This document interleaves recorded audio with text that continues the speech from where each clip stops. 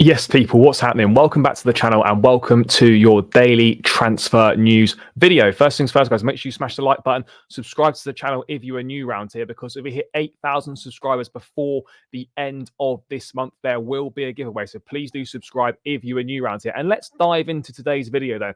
Yes, it's been a pretty quiet transfer window so far, not just for Chelsea, but for all clubs in the Premier League and in general. It just doesn't seem like there's an awful lot going on, not an awful lot of money being spent. Maybe the market's just not right for what teams are looking for. But we have had a little bit of news in regards to Chelsea, just in terms of certain targets, nothing concrete in terms of any moves this month or whatever. But I'm going to dive into it and I'm going to cover it. And I'm going to start with the news coming out this morning of, obviously, Chelsea. We know we're looking for a centre-back.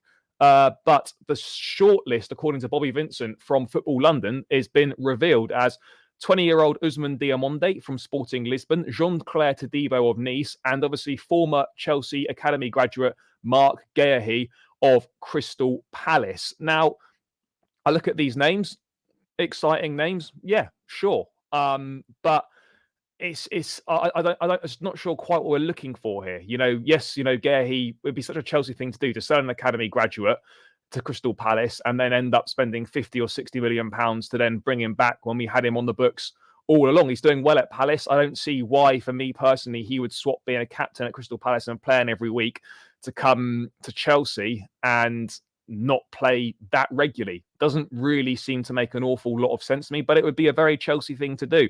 In terms of Ousmane Diomande, I mean, obviously, I think the 20-year-old Ivorian's got a £69 million release clause in his contract, and he certainly caught the eye for Sporting Lisbon, but he only signed from the Danish league 12 months ago. And look, we've got a massive pool of centre-backs at Chelsea, but some of their futures are uncertain. We know that Trevor Chalobah is probably going to leave this month, or certainly will in the summer, with the club more than willing to let him depart. He was obviously close to joining Bayern Munich, as we know. And, Chalobah's not even played this season because of injury, but he's deemed surplus to requirements. Obviously, with Thiago Silva seeing his contract potentially at Stamford Bridge expiring at the end of the season, and there's been no talks yet over an extension for the 39-year-old, it would make sense to keep him with his influence. He's been a consistent performer, but he will need to be replaced as well at some point. And, I look at these names and I think, yeah, they're exciting, but would these guys swap playing regular first-team football at their current clubs to come and be a squad player at Chelsea?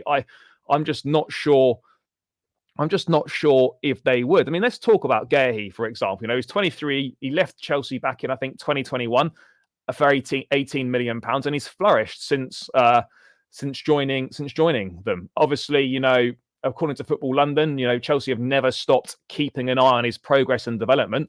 Diomande is another interesting one. 69 million pound release clause, as I said, 20 years old, would fit the age profile, but again, not really much of a sample size in terms of playing top level European football. And obviously, I think Chelsea would be reluctant to pay the clause and are trying to drive down the fee, which could be quite difficult to do. I think Liverpool are also interested in, and there'll be other suitors for him. But in terms of these centre-backs, what we need to kind of try and work out is, are we looking for a starting centre-back, or are we just looking for someone that's happy to come into the squad, play a part for a couple of years before then being ready to step up and be a starter? The problem with signing sort of centre-backs all of a similar age, like these guys are, like the ones we've already got are, they're going to be competing for minutes off each other when they all need the minutes to develop. So I think we'd be better off maybe signing a more experienced centre-back. We have been linked with Jonathan Tah from Bayer Leverkusen in the past before. I'm just a little bit unsure of whether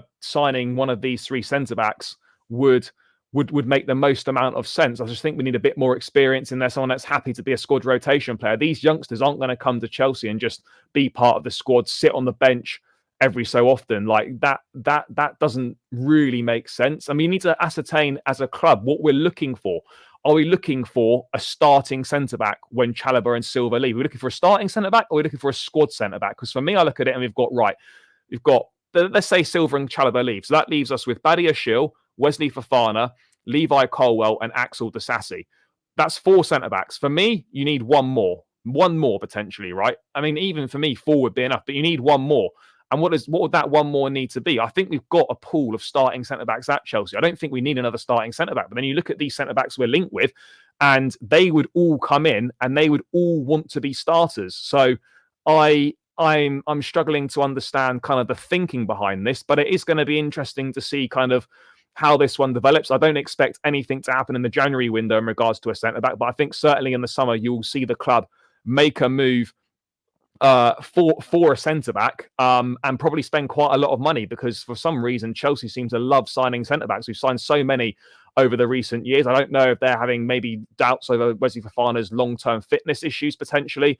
Whether they've got doubts over anyone else. Do they think Axel Sassy is potentially not as good as they thought he might be? Are there doubts over Levi Colwell? Who knows? But obviously that, according to Bobby Vincent at Football London, Jean-Claire Todibo, Mark Guehi and Ousmane Diamonde of Sporting Lisbon are the three-man centre-back shortlist for Chelsea. And we'll have to see kind of what comes from that as we move forward through the remainder of this window, and certainly as we head up towards the summer and the summer window. Just another couple of bits of news to round up.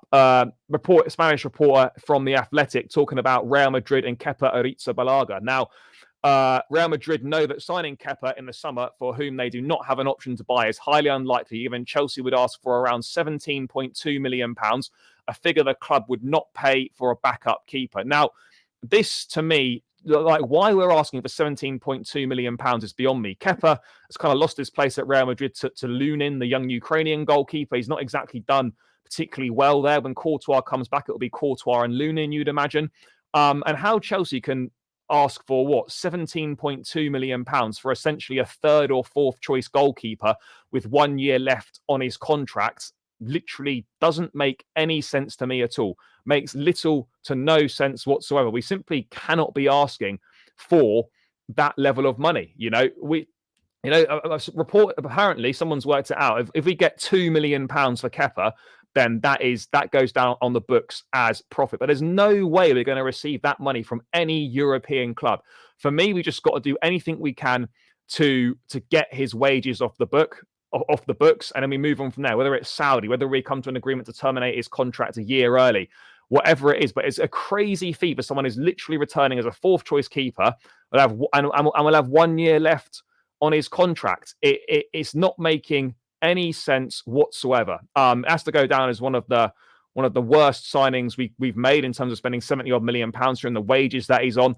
None of it really making any sense whatsoever. But that's kind of the latest update on Kepa, is that Chelsea reportedly want £17.2 million for him. Real Madrid are reluctant to pay that. I don't think they particularly want him either. So we're now stuck with a Kepa-sized situation in the summer, and hopefully we can find a suitor and we can take that can take him off our hands, or whatever we get, just get something for him. I'm sure you can get a few million quid for him, but we need to get him gone, and we just need to move on from him, because right now, I said at the time when we took him on, that was fortuitous with Courtois getting injured and they took Kepa on loan, because otherwise he would have still been here.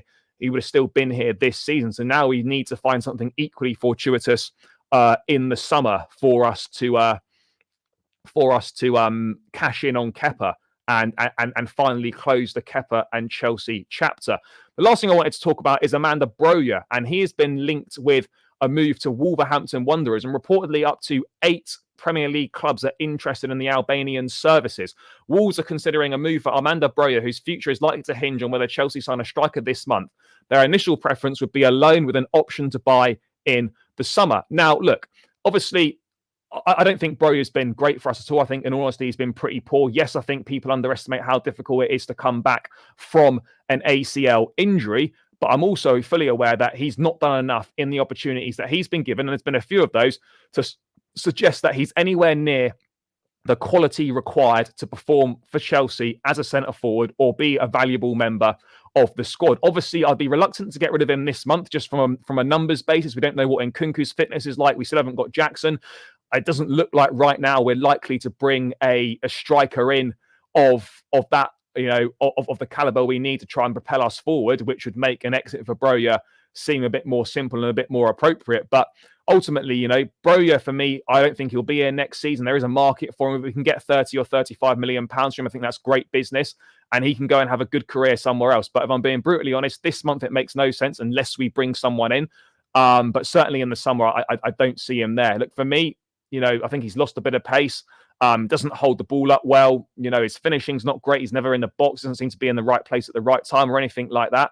And yeah, I just think he's not of the required level. So if we can get a deal done for Broja, then absolutely I would be looking at moving him on. But I think this month wouldn't make sense from Chelsea, particularly if we don't bring anyone in. We do need to keep hold of him regardless of how poor he's been. But yeah, certainly going forward into next season, for me, there's no chance that Amanda Broja will be at Chelsea next season because he simply isn't good enough. It'll be the striker, whoever it is that we sign. It'll be Nicholas Jackson, and then Kunku will be a third option that can play there if necessary. But yeah, guys, that's just my thoughts on the latest Chelsea transfer news. It's still been a very quiet window.